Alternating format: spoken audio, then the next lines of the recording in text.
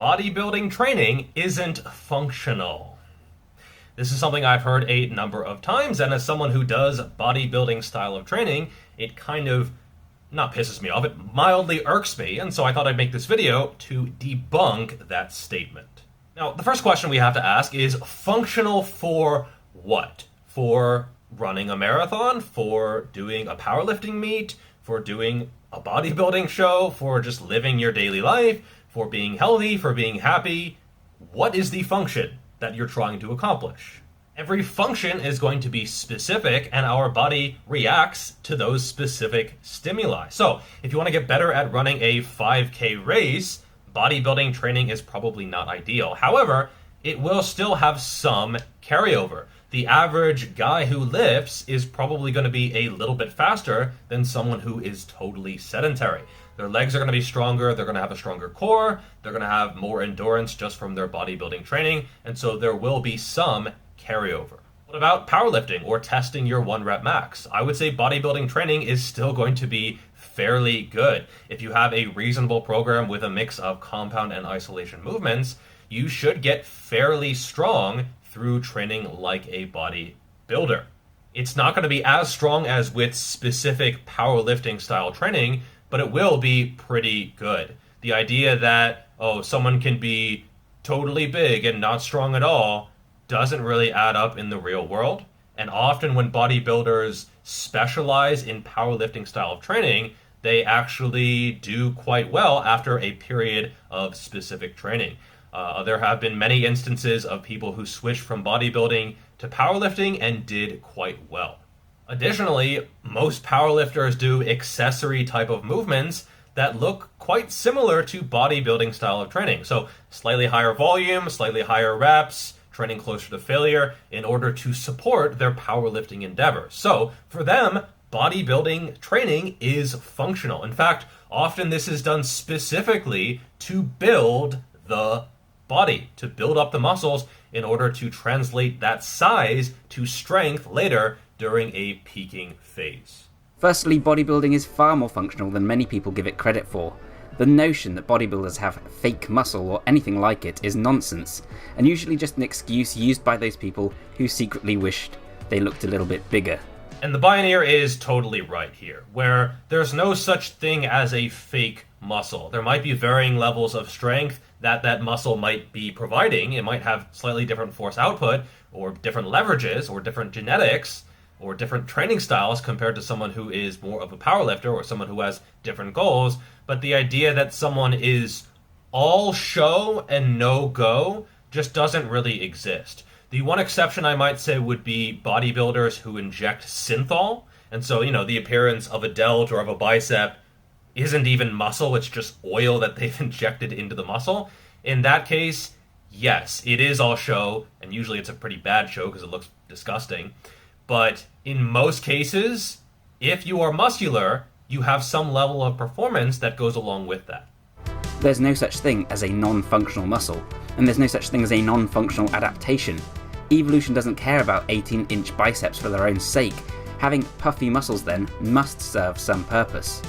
And that purpose is muscle endurance. Performance doesn't just equal 1 rep max. If I can do more sets, if I can do more work, if I can do more volume, if I have a higher work capacity, that is performance. That is a function. It's not just 1 rep max, or it's not just endurance. So for some reason, when people think of 1 rep max, they think that's functional. If they think of running a marathon, that's functional. But somewhere in the middle, where you're doing a high quality of volume, and you're doing it quite a bit, like bodybuilding, some reason that is not functional. Doesn't make sense. As I've stated time and time again, strength endurance is more useful, more often, than max strength. When was the last time, outside of the gym, that you had to lift something so heavy you could only manage 1 repetition? I also find it funny when people are like, I'm doing powerlifting training so I can get better and stronger for everyday life. What? Excuse me? That doesn't make any sense at all. How is going from like a 400-pound deadlift to a 500-pound deadlift to a 600-pound deadlift to a 700-pound deadlift actually helping your day-to-day life? What kind of life are you living?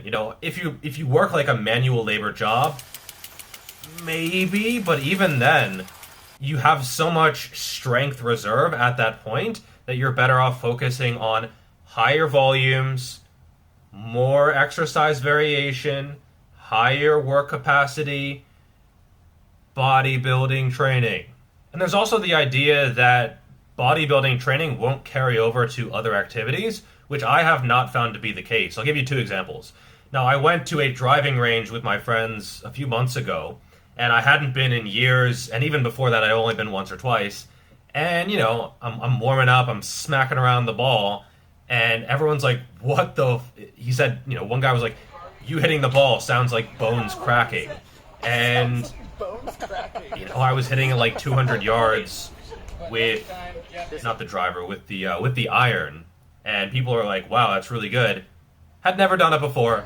I just had that strength and that work capacity. I could, you know, hit the balls all day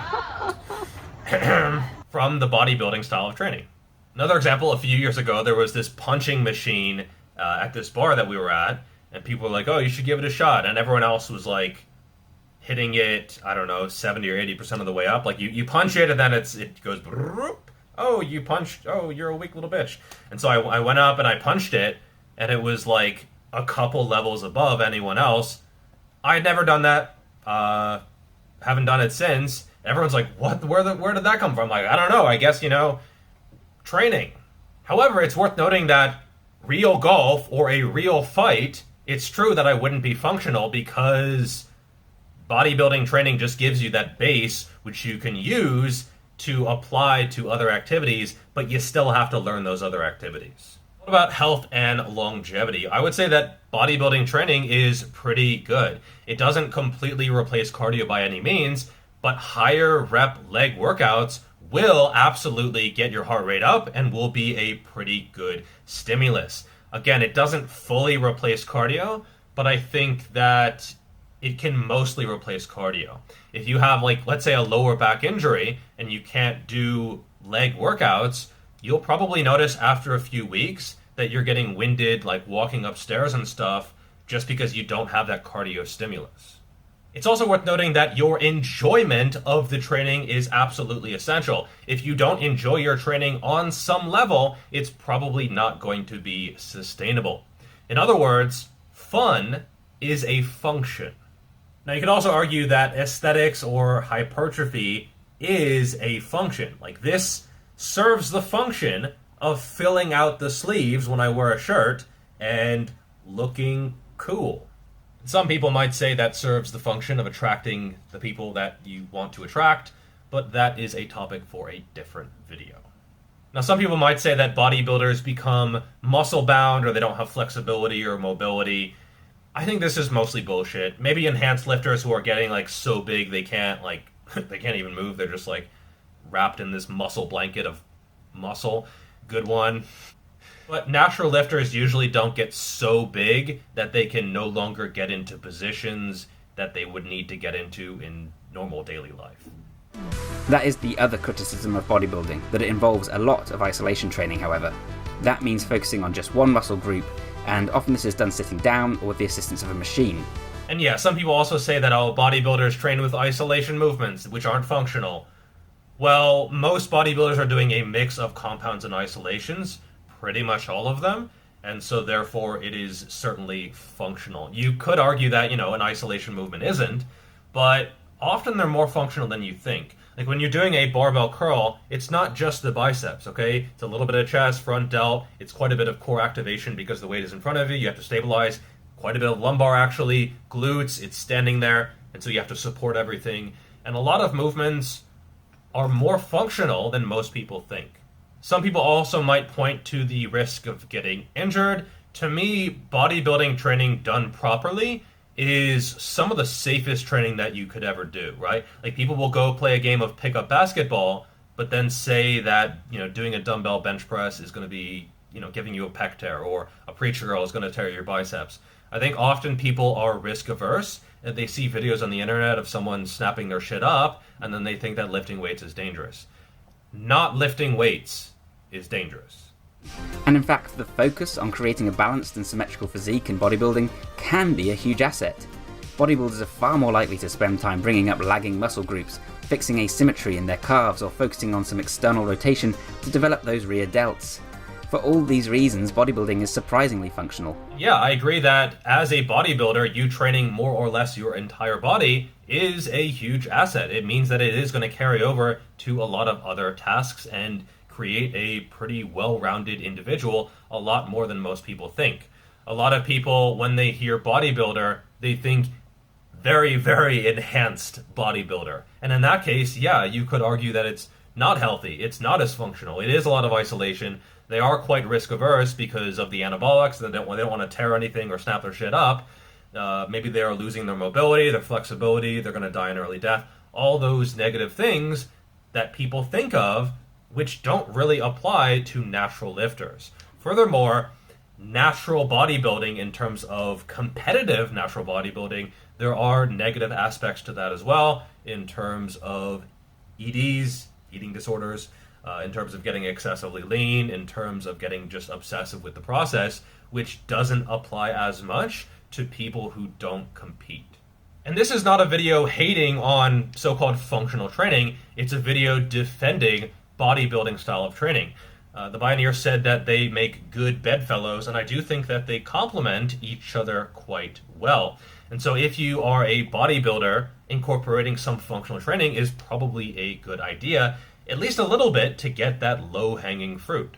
So proper bodybuilding training, almost by definition, is very general. It's not strength, it's not endurance, it's strength-endurance. It's not training any particular area, it's training pretty much everything. And for that reason, I think it is a great thing to do.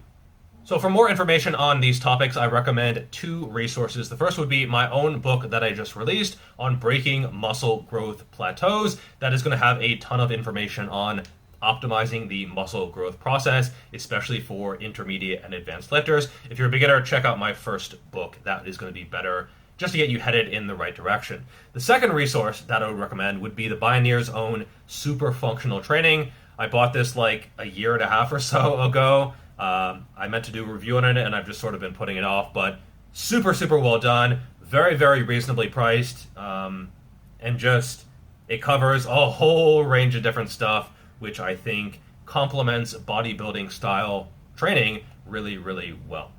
All right, that is all for this video. Thank you so much for the support, and I will see you in the next one. Peace!